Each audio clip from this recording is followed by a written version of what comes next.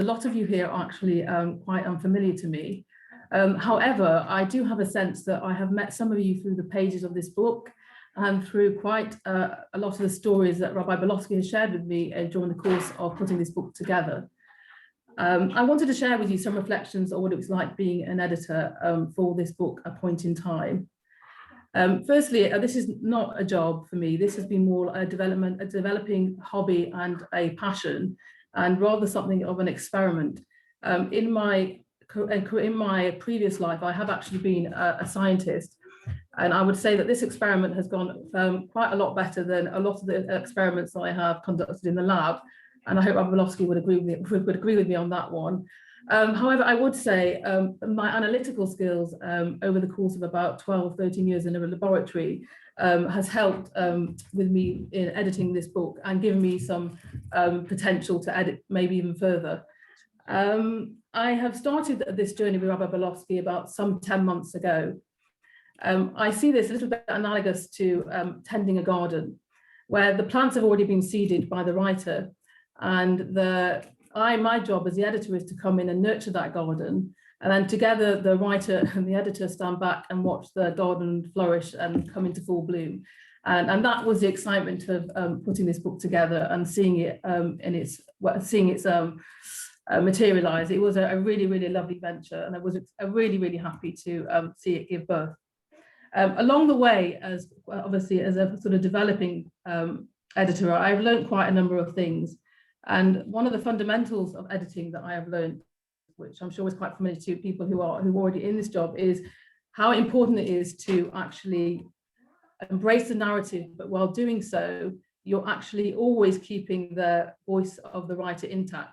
And in this case, this was Rabbi Belovski's voice intact. So my job was to embrace the original and untie the knots, sharpen some, iron out the creases, and basically give it some more definition.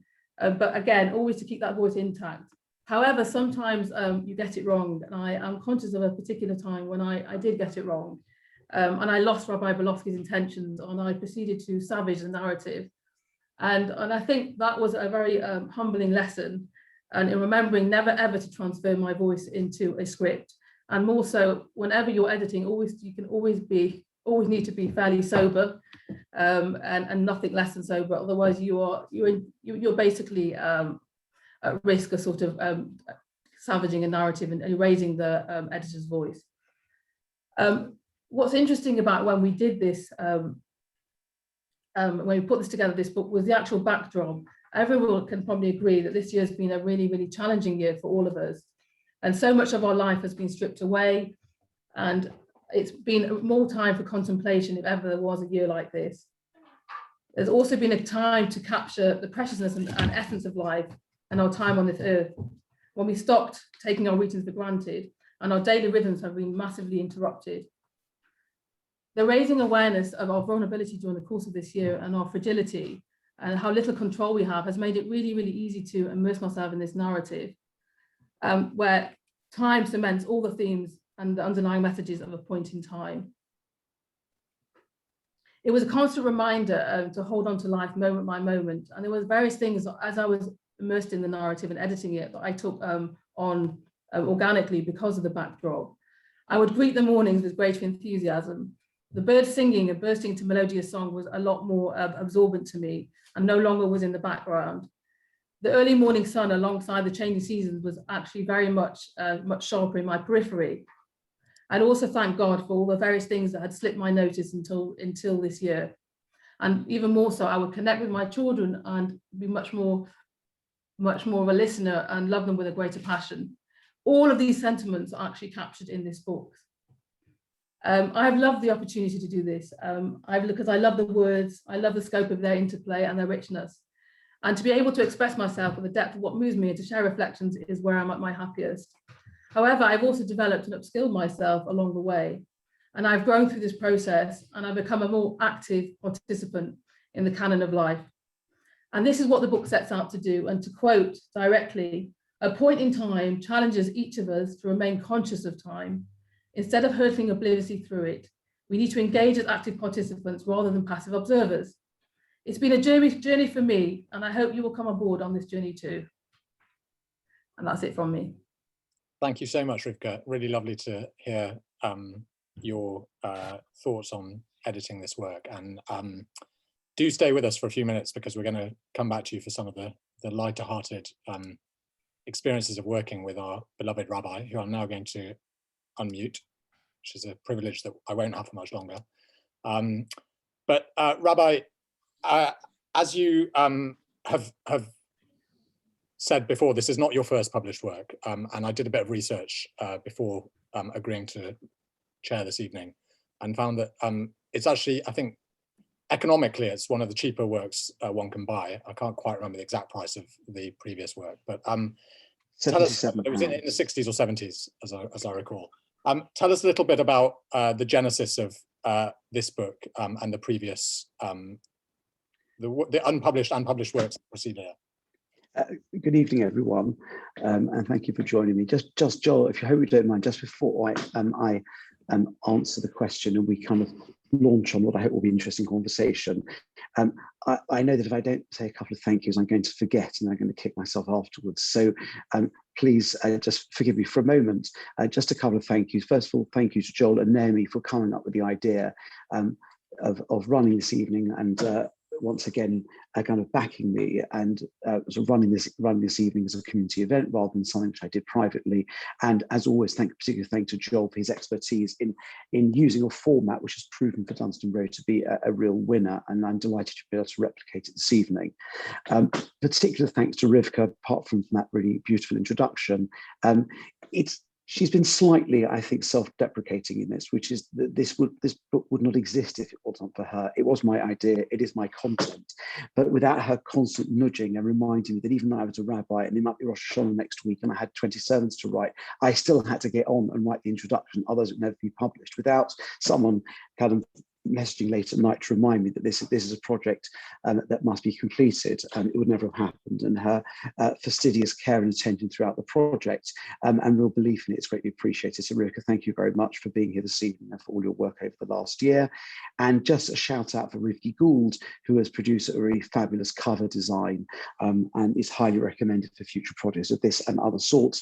The book is available, and here's a paperback version. This is a previous iteration. The thing about the way these work is there have been a couple of false starts, but we do now have the final versions in Kindle and paperback up available on Amazon. If you bought one in the experimental phase during last week, well, I'm a bit sorry about that. It still reads the same, but there are probably quite a few mistakes, but the current version is looking rather better.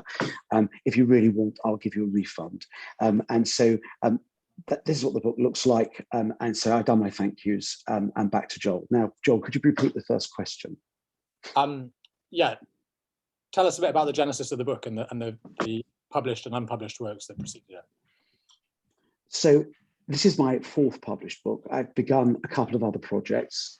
My first book was published in the late 90s, and it is a translation of excerpts from the Hasidic writer on whom I eventually wrote my PhD some 15 years later. And that has remained in print. That's called Shamish Schmoyle, and it's intended for a kind of, I would say, a pretty frum audience, people who want translation access to a pretty weighty work, that may not be able to read it in the original, or prefer to read it in sort of a digested English form. I published subsequently, a few years later, a thing called the Shabbat Siddur Companion, which now looks very dated. It was a way of enabling people to kind of look at the page of the Shabbat davening and see certain ideas and concepts and things to think about and meditate on while davening. I think I've got a whole box of this in the loft somewhere. I'm not sure how well it's selling these days. The subsequent work was an academic publication, which is a reworking of my PhD dissertation, which has the delightfully catchy title of Harmonization, Theological Hermeneutic. This is available from the academic publisher for something in the range of £77. The PDF is available free from my website. I'm not sure if the publisher knows that, but it's also available from pharmacists on prescription for insomnia. And so they're all very different works. I have begun a book about the Mishkan. I've begun a book which I'm not sure I'm going to finish, which I worked on during my sabbatical a couple of years ago, based on my pre-marriage classes. That's something I may go back to. In fact, talking about the genesis of this work, and that's where it started. I went back to what I'd written during my sabbatical period and began to think about chopping it into a publishable work. And I asked Rivka if she would read it and have a look at it, and she offered some really very helpful critique, which led me to the view that in its current form, it's probably not ready for publication, and has probably led me to other ideas and may in fact never be published. As you know, although I began broadcasting very occasionally on Radio 2, pre-recorded Radio 2, actually in the 90s when we were living in Gateshead, I've only returned to broadcasting in about the last 6 or 7 years. And I moved fairly quickly from pre-recorded Pause for Thought, which is broadcast during the night. They didn't let me loose on the live show immediately. I returned to that with our very own Rebecca Singer as the producer. And I moved after a while of that into the Vanessa Feltz show. And then eventually was moved on to the prestigious breakfast show, which was then hosted by Chris Evans and more recently by Zoe Ball, where I've remained. We're now up to almost 140 live broadcasts on the BBC, and I'm allowed to advertise. The next Please God will be tomorrow morning at 9:20. I'm back with Zoe talking about Jewish humour. So do tune in, and if not, it'll be forced down your throat because it will be sent out by round to the shul list anyway. I realized that I had a body of text which was very different from the works that I'd written previously, which were either for a specialized academic market or for a very Jewish literate market. These are ideas which do not reflect some of the attempts at more profound thinking that I share in shul or in other fora around the community. It's an attempt to package reasonably simple Jewish ideas for a broad audience. There are millions of listeners. They are obviously almost all not Jewish, almost all not knowledgeable in Jewish ideas. And the ideas, of course, have to be expressed in a way that's acceptable and digestible. That's a form that took me quite some while to master. But given the competition for this slot and the fact they've kept me on over many years, I'm assuming I at least just about past the bar. And so this book reflects a rather experimental journey, as Rivka said. It's experimental in the way I've published it. It's experimental in the content, in that I might be known for certain types of presentations in and around the community, which attempts to bring together ideas for an audience who are Jewishly literate and knowledgeable and often with quite strong academic backgrounds of their own. This work is not at all intended for that. It's an experimental access point to a much broader audience, which have already been touched by the presentations, which had to be altered quite considerably to be suitable for a print medium. Now, I want to come back to the theme of time, which is obviously the central theme of the broadcast, and also the experience of some of the broadcasts over the years. But first, I want to go back to Rivka, who I can see has plenty of demands on her time. We had a conversation yesterday about the experience of working with Rabbi Belovski, and both of us, I think, have worked quite closely with him in different capacities.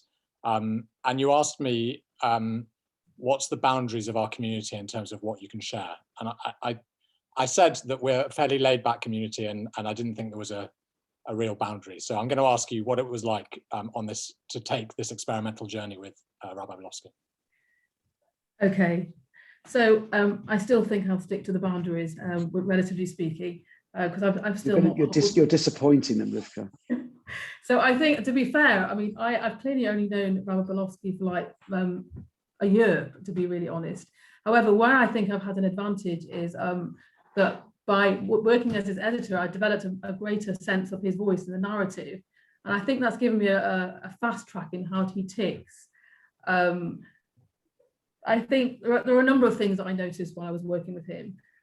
He has a certain intensity and quite a stickler for detail, and very, very little will escape his notice. So there were often times where I felt I was being obsessive, but he always surpassed that, and it was never ever an issue. He also possesses, which is really nice, this is quite positive, a contagious enthusiasm, which is probably how I ended up doing this in the first place, because if I remember correctly, there wasn't really a clear job description handed to me. And I think if there had been one, I'm definitely doing a lot more than whatever that job description would have been.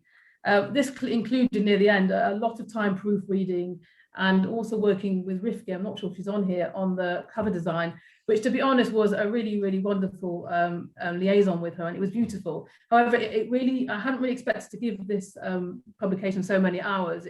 It looked fairly simple at the beginning. I didn't think it was going to be, I didn't think it was going to take 10 months.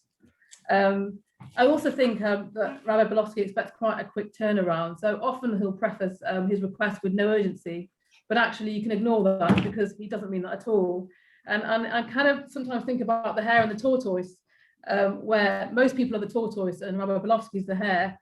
However, in this analogy, I would say that Rabbi Belovski does a second circuit and he doesn't go to sleep in the middle while he's waiting for everybody else to catch up. The other thing that I noticed, please back up, the other thing I was quite aware of, there's no traditional working hours.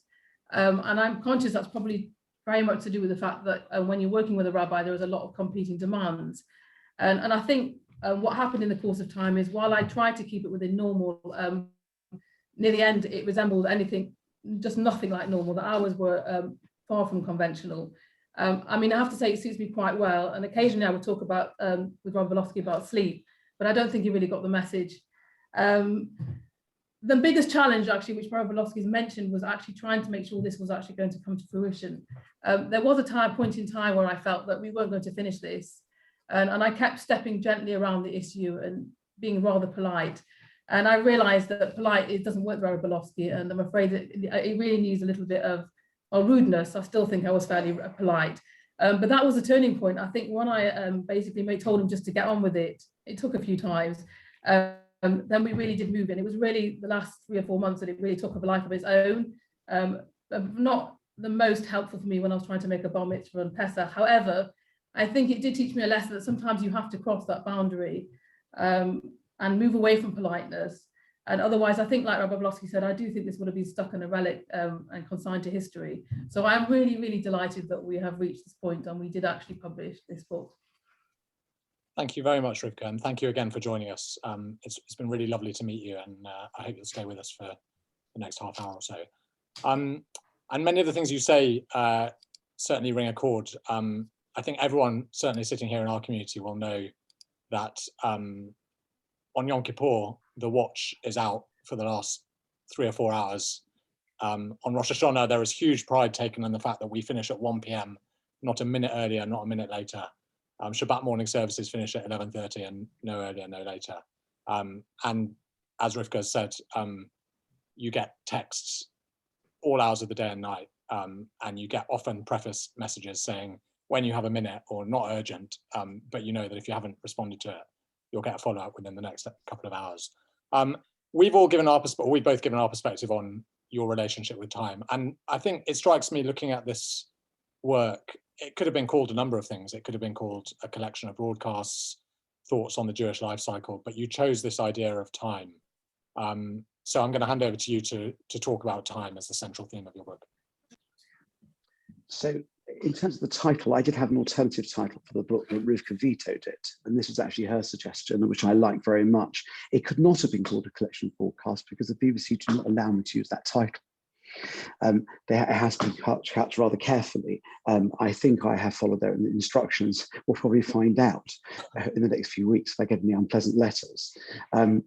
It dawned on me actually only when we began to collate the broadcasts and to decide which ones would be in. I've forgotten exactly the number. It's something like 80 or 85 of a pool of 120. And we junked more than we thought, also because some of them, a Hanukkah broadcast given 1 year can be almost identical to one given 3 years later, but then clearly they both go in a book, both together and adjacent. It only really occurred to me as we were editing and collating them that the vast majority of them focused on the importance of time, the use of time, the celebration of time. The BBC are very kind and they very often give me broadcasts which are around seasons so that I can offer a Jewish perspective to a broad audience in the same way they offer my Christian and Muslim colleagues opportunity to broadcast around their festive season. So that's understandable. As you can see, I did one just before Pesach, and I've got one during Pesach tomorrow. I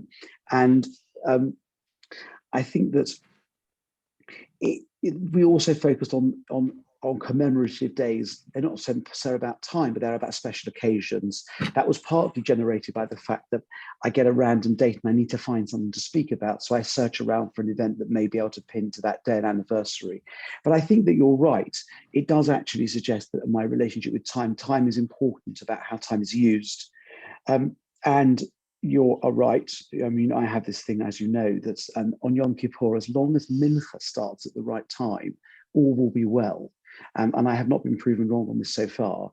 I remember a spoof, which you may remember, which Julia, your mother-in-law, wrote, Joel, about me getting very hot under the collar about something that constantly ran late. Do you remember this? About Belovski's blood pressure's gone through the roof. I'm not sure Julia's on, but Joel, do you remember this? I do, and so it's probably a bit of a standing joke in the community. But I take great pride in the fact that I do understand that people want to be able to make arrangements. They want to know what time things finish. When it comes to shul services, the decorum is greatly improved by the fact that everyone knows that it will be finished by 1 o'clock and they're going to be on the way out by 1 on Rosh Hashanah. People know that we will not overrun on Yom Kippur. People know that we'll be sensitive, and in the event we're running late, we'll cut the drosha to make it shorter or cut it all together. And that people's time is precious, our time is precious, and we're not there to fill the day with a service. Shabbos has lots of parts, but family time, rest time, personal time are as important as shul. And shul is not a kind of look at me experience. It's an enjoy, engage. This kind of came to light actually over Yom Tov in the last few days. My son-in-law Yoav, who may well be on listening, pointed out something about the way shul services run, I think, in our shul and also in his shul Al Etzion, which is that it doesn't really matter how long they are within reason. What matters is the time is used well. And that there are shuls you go to, and not ours, and not Al Etzion, where you can't account for at least half an hour or 45 minutes of a Shabbos morning. It's just used with faffing around, things that take too slow, laning that's unnecessarily slow, things that just don't really justify the time. That, I think, is what really irritates me. That's why I don't mind that Rosh Hashanah will do things quite long and Yom Kippur longer, because it fills the time properly. It's useful, and I hope that sort of a sense that the time is about time being used well. And over the last year, I'm sure all of us have felt that extraordinary, that it's a full year. Since, just after the lockdown, we were all facing Pesach, with our families, in some cases, sadly, people alone because of circumstances. The idea that we'd be doing it not quite to the same degree, but it would still be on a year later, would have been unfathomable. And it's just as well we didn't know that then. A lot of us who I suspect would taken extremely badly. And I think we've experienced those simultaneous effects, that time is very, very elastic. On the one hand, it seems like absolutely ages since life was normal, which was pre-Purim 2020. On the other hand, it seems extraordinary that year's gone in a flash. The year since last Pesach has gone in a flash. And that sense of Zman, which is the time we use, which is what the book is about how we have to find points of meaning in time, which we will remember, which we'll use well. Otherwise, time just passes, years pass, decades pass, lives just pass, and life's about using time well. I think it's a lovely message. Let's move on to the broadcasting side of the book. You write in the early part of the book about how your broadcasting career began, I think, about 25 years ago. And we've all, I think, obviously got used to you being a fairly prolific broadcaster. We obviously see you presenting on the radio. I think it's clear that you've built up a good jovial relationship and are well liked and well respected by the presenters of the various shows you've been on. But tell us a little bit about how this broadcasting career started, and also the process of putting together these broadcasts. I think it would be easy to assume that it's just 2 or 3 minutes. It's a fairly small part of your week, but I would imagine that the thought and work that goes into a 2 to 3 minute broadcast to around 8 million people is not to be underestimated.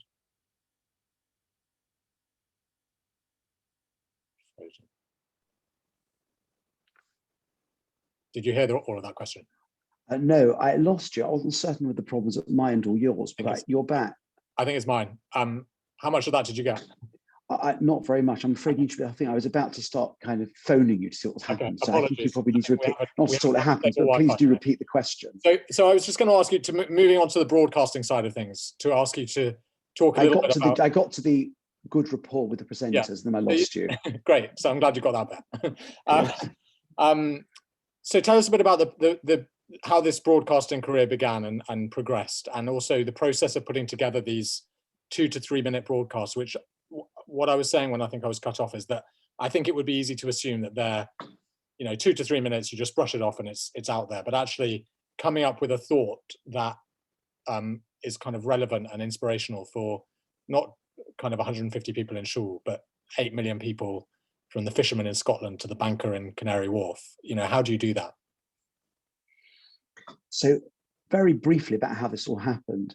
While I was still a student in Gateshead Yeshiva in the early 90s, a colleague had an opportunity to broadcast and was asked for a recommendation. And I did a couple of slots of the World Service. Radio 2 heard me and invited me to do the Pause for Thought pre-recorded slots. In those days, you used to travel to Manchester and do them in 6 or 8 slot groups. So you prepared 6 or 8 scripts, then broadcast them all in an hour. Obviously pre-recorded, and then they were used.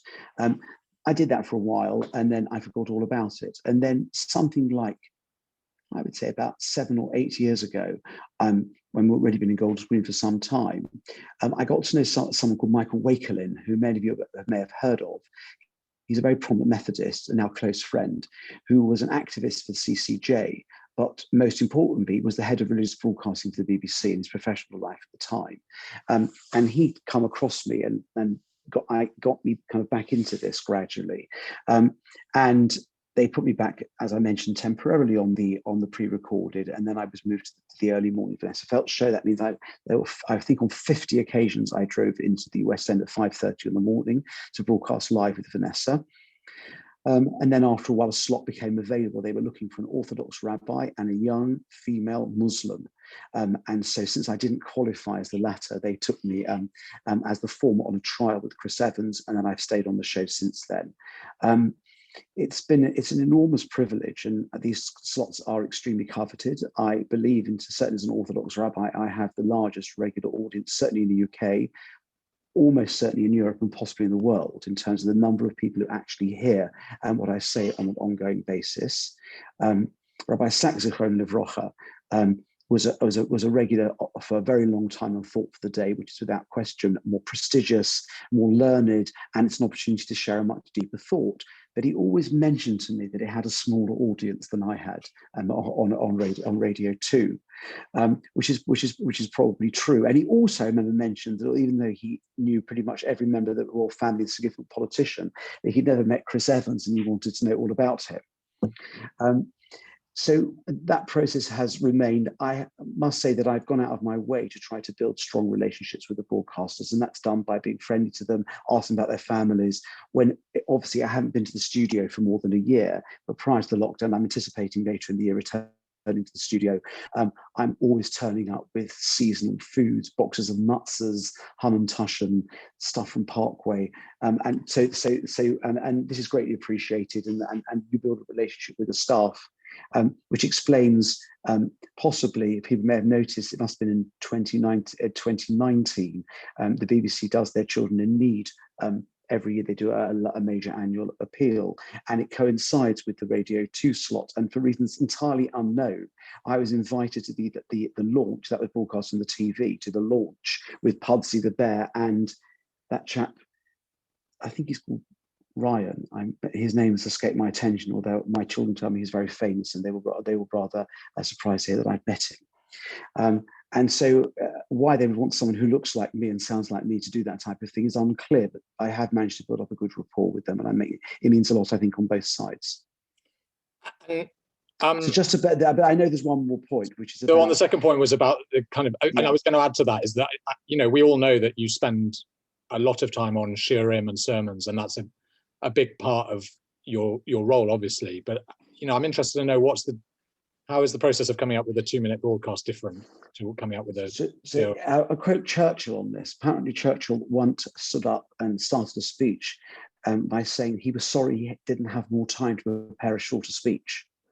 And so you're right, it's easier to ramble in short for 20 minutes than it is to produce a 2.5-minute concise broadcast. And again, I remember another conversation, not that long actually, Rabbi Sachs, and he said how many words I write to 386 words. Sometimes it's 2 or 3 words, because that's about the right pace for the length of the broadcast. And it's that precise. And it's never fewer than 380, and it's never more than 390. Otherwise it doesn't fit the slot. And it's a skill that I learned and I found quite difficult to learn initially. And to package an idea which has got some meaning or purpose and is authentically Jewish in a way that is accessible to as you say, to the broadest possible audience. I had some specific training, really informal training from Michael Wakelin, whom I mentioned was a former head of religious broadcasting at the BBC, who gave me some specific training by shredding a whole succession of scripts. There is a variance in terms of the producer. There's a producer and then there's an Uber producer. So it has to go through 2 stages of clearance. I only got clearance for this tomorrow morning's text about an hour ago. Otherwise I'd be up late kind of revising it. It's hard to describe. The Vanessa Feltz show gives you a theme. But once you go on to the Chris Evans, of Zoe Ball, the breakfast show, then you speak whatever you like. It's actually much more difficult to come up with something each time rather than write to the theme. Although the themes don't always work. Probably 7 or 8 years ago, the theme for the week for all broadcasters was India. And Vanessa told me that every broadcaster began his or her script. I have never been to India, but that was the first line of each script. I think the BBC have gone, but they still provide at a certain level the script, but it's pretty good. They want to give us more autonomy, but it also makes it much more difficult to find something that's meaningful. But I have always gravitated to things that talk about time and the use of time productively. Now, the postscript of the book covers the past year, which you've already alluded to, and obviously Rivka spoke at the start very movingly about. I want to ask you a couple of questions about the past year, as I promised we would. But on the broadcasting point, first of all, as a follow-up to that, how would you say the pandemic has impacted on the content of the broadcast? Obviously, the delivery has been different. You've not been able to go into the studio. I'm guessing it's not quite as easy to build up that rapport, although you have the rapport already with Zoe Ball, so that's already there. But in terms of the development of ideas and content, and I guess to some extent this probably applies to what you said in Shul as well, but did you find providing inspiration became more difficult, or perhaps you felt it was more important at a time when so many people were suffering? You didn't want to come across as crass or insensitive, but present something that was meaningful. And I appreciate not every broadcast has been pandemic related, but a fair number of them have been. I don't think there's an organic or systemic answer to the question. It was obvious that periodically, perhaps even the majority of broadcasts during such a difficult time, where I'd be sitting, it's a very strange feeling, sitting wearing this headset, sitting in exactly this position, broadcasting live from my dining room to 8 million people, and the BBC praying that the Wi-Fi doesn't do what yours just did a few minutes ago in the middle. They have settled on FaceTime audio as the most reliable platform. So that's how we do it. So it has changed, the medium changes the content, and I very much miss going into the studio. And I think if I didn't already have a really close professional relationship with Zoe, it would be very difficult indeed. It would be someone unknown, an unknown celebrity at the end of the phone. It would be very, very difficult. It's a difficult balance. One wants to be upbeat, hopeful, encouraging, inspirational, but one has to obviously constantly acknowledge the terrible trauma and pain that people have suffered through the year and continue to suffer. And any attempts to avoid or make light of that would go down extremely badly or be highly inappropriate and insensitive. However, there is also a sense that what they want broadcasts to do is to convey a sense of normality, that those parts of life that are continuing normally should be focused on. And there was a point, I reckon, in about June when I had an email from the producer to say, no more COVID scripts, talk about something else. And they sent this to everyone, this wasn't just to me. And although I have gone back to it from time to time, they wanted us to focus more on kind of aspects of life that were functioning rather than aspects that weren't. And I get that, and it was an interesting balance. I also think that you begin to focus on details of life, which in the end make the most interesting broadcasts in different ways. So there's a piece in the book about Danny. Now, some people might know Danny. Just in Armitage Road, literally 30 seconds around the corner from my house, there's a chap who runs a hole-in-the-wall computer repair outfit. He's a lovely guy. He's a great friend of the Jewish community. I took my computer, again, standing outside, waiting for it to turn up. Everyone's wearing masks. And during the pandemic. And I remember him talking to me about his frustration about trying to persuade a woman with a shopping trolley stacked with packets of toilet paper to let him have one because there were none on the shelf, and how that had played out. And I might have to phone Danny and tell him he's in the book. I'm not sure that I would necessarily have noticed or bothered to speak about that sort of thing prior to the lockdown, but it made an interesting broadcast. And I think one becomes sensitized to other things. I spent a lot more time walking, running. In fact, not long ago, out on my walk, and we bumped into each other. You were out on your run, Joel, and so I think there are opportunities to speak to people, to listen to different sorts of literature being read, music, and to kind of develop a sensitivity to other parts of the world, while still making sure that one makes regular reference to and is constantly sensitive to the trauma that people have been experiencing. And some of the broadcasts that you did give that were pandemic related kind of shed a light on some of the experiences that obviously you went through, from having to suddenly deal with an environment in which we were closing every aspect of community life as well as everything else, to the experience of davening at home alone every day. Obviously a big contrast to how you usually daven. And many of the people on this call have heard a lot from you as we've gone through those various twists and turns, from probably far too much, from the very unprecedented suspension back in March last year to the reopening, the gradual phasing back, and then reclosing again. And it's been a journey for everyone, but I think particularly for you, leading a community in what has been obviously unprecedented times. I just want to ask you, in a year of so much pain, uncertainty, sadness, but also community togetherness and reaching out, what have been some of your best and worst moments? I mean, I suspect that might make a volume 2. And it's not an easy question to answer because one lives very much in the moment. I mean, I think one of the moments I did, based on, let's say, what the figures that governments were saying, the sorts of expectations there might be. There have been horrible numbers of deaths in the Jewish community and in other communities. But I did a back of an envelope calculation as to, if that played out, what that might look like for our community. This is not something I've mentioned in any other forum, for only Vicky knows about this. And the anticipation each week that some of the things that my colleagues and other communities were experiencing when they were at the cemetery 3-4 times a week, and in some cases 2 or 3 times a day, might, God forbid, play out in our community too. Baruch Hashem, it did not. And although there has been loss, sadness, pain, a few deaths, very sad deaths of people we love very much in the community, and a number who were ill, recovered, sometimes having been very serious and have remained unwell and are still suffering. Overall, the hit to our community was significantly less than we might have predicted. And there are a number of thoughts about that.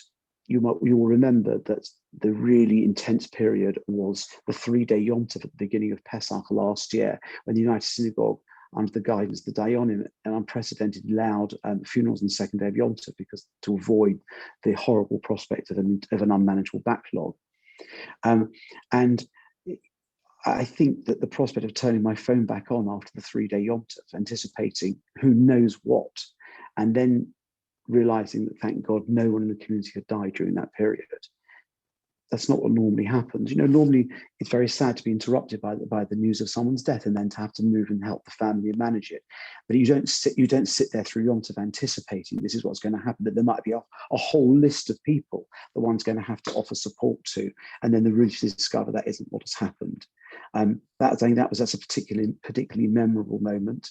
I think it's also an opportunity to correlate that with the extraordinary advice and if you like, and good sense offered by several people in the community, particularly Benny, your father-in-law, who pressed us to close social activities and to limit Purim before other shuls were doing this. And that extra 10 days or 2 weeks undoubtedly has had a huge impact on the outcome for our community. We moved within a week from a space where other communities were laughing at us and pressuring us not to be so silly and did we know better than other people, to say they deeply regretted not having done the same thing. That will stay with me, I think, well beyond this period. There are also memories of the most extraordinary mechanism in our community. This is something which I will speak about again, probably in a more formal way, possibly this year at the Yom Tov season. But it's something I actually mentioned very, very briefly at the funeral of Rabbi Sack Zichron Livrocha, about the difference between communities that are not resilient, resilience, and that means not resilient means under pressure you fall apart. Resilience means that there's pressure, there are weak points, but we withstand. And then there's anti-fragility, which is Taleb's typology. Anti-fragility means that the entity, whether it's a person or some kind of system or an organization, not only is able to survive effectively under pressure or in extreme circumstances, but actually develops and grows as a result. It's anti-fragile. He says there is no word in English for it, so he invented one. And I'm beginning to think that certainly in some regards, our community extraordinarily is become anti-fragile, in that in our relationships, in our volunteering, in the quality, depth and extent of our chesed, in the way in which people have rallied and supported each other, we have exhibited what I can only describe as anti-fragility, and it is really inspirational. And at this point, we're on the journey hopefully back to normality, obviously, and it's a rather different set of challenges than we were facing a year ago at Pesach, but no less challenging in some ways. So I just want to ask you, before we sort of bring the evening to a close, what do you think might be some of the lasting changes of this time, and how do you foresee kind of the path back to normality and leading the community in that way? Well, in some ways, it's very hard to know exactly what's going to pan out. We were all together over the 3-day Yom Tov that has just passed, and we would agree that the numbers, the age range, the depth of engagement has suddenly started to accelerate. And although we're still very far from normal numbers, it's incomparable to how it was even a month ago. And that's, of course, a function of growing confidence that the virus is finally being vanquished. So many people have been vaccinated, and within a short while, most adults would have been vaccinated. But there are obviously challenges. There are people who are anxious. There are people whose self-confidence, mental health have been affected.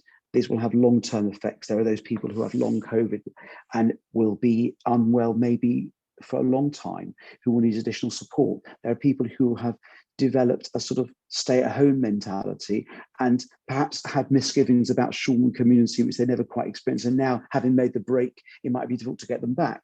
So the back to shul strategy has to take into consideration those things. But we've attracted new people. Amazingly, we were very worried about sort of membership numbers, and our membership has grown at least a little during this period. And in some areas, there's greater engagement.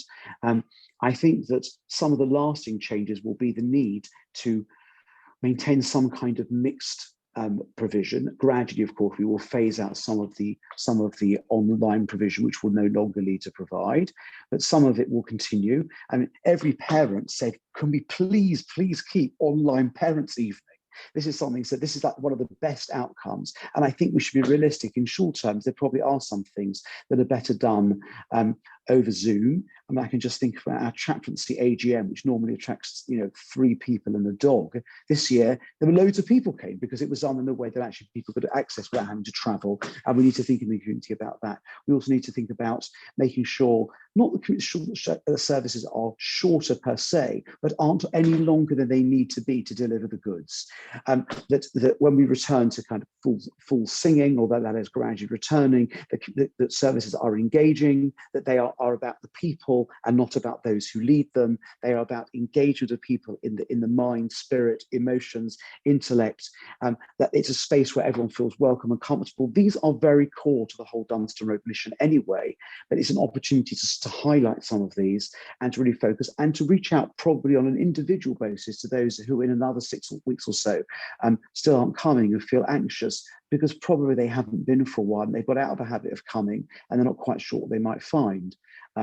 But those who are coming, I'm sure, will help with that. I'm hopeful that we will have a fairly rapid return to a high degree of normality, even though I accept there are some people who will remain nervous for a while, and sadly, probably some who may not come back on a regular basis.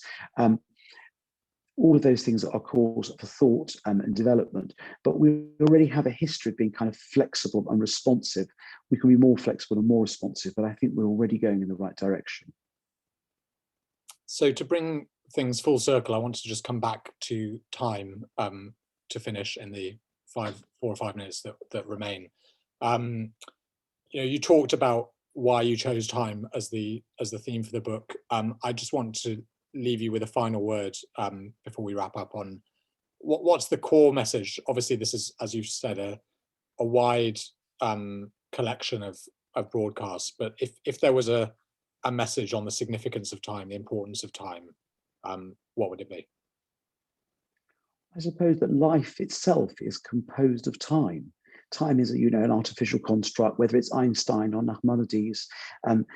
When time is seen as a function of matter. To be physical is to experience time, to live in a linear space which has a beginning, a middle, and end, and a finite number of points in the middle between our beginning and our end. Something which you've all had a chance to contemplate. I remember, I think I said this at Rosh Hashanah, that last year, I think partly in response to one's own feelings and kind of sudden recognition of mortality, I actually joined the shul, which I probably should have done 15 years ago. But I turned out I was only one of 3 United Synagogue rabbis who'd failed to join their own shul. So it comes to all of us. And I think that life is about time used well. If it wasn't Leonardo da Vinci who said that, I think he should have said it. It's about time that's used well. It's about being able to look back. And as I've said many times, and I will say again, that when we say on Rosh Hashanah and Yom Kippur at the beginning of New Year, Zochreinu l'chaim, remember us for life, Melech Chofetz b'chaim, God who desires life. That word life really is time. It means, what is life? It's time. When I'm asking for time, and God desires us to have time, it means we have to be able to justify the use of that time, whether it's in our personal lives, our family life, our community life, the length of our services, or whatever it happens to be. It's about realizing that time is life, and life is about time used well. Well, I suppose that we should also welcome you to our community then. I received a welcome letter from myself. Yeah, right. I get the mailing. Yes. So that brings things more or less to a close. I just want to finish by, I guess at this point we would, if we were gathering in person, you'd sit behind a table and sign copies, but plugging the book, which you're doing very nicely.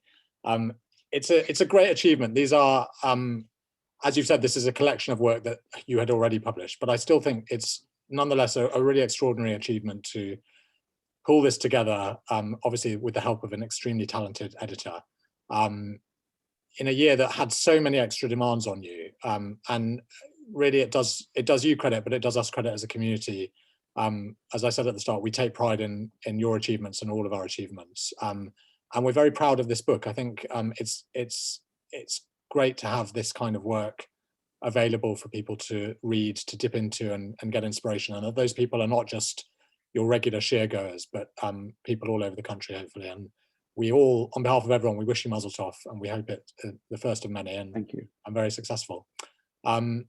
In time-honored tradition, we're going to end this evening with some music and ask you to just explain this final track that you've chosen before I play it.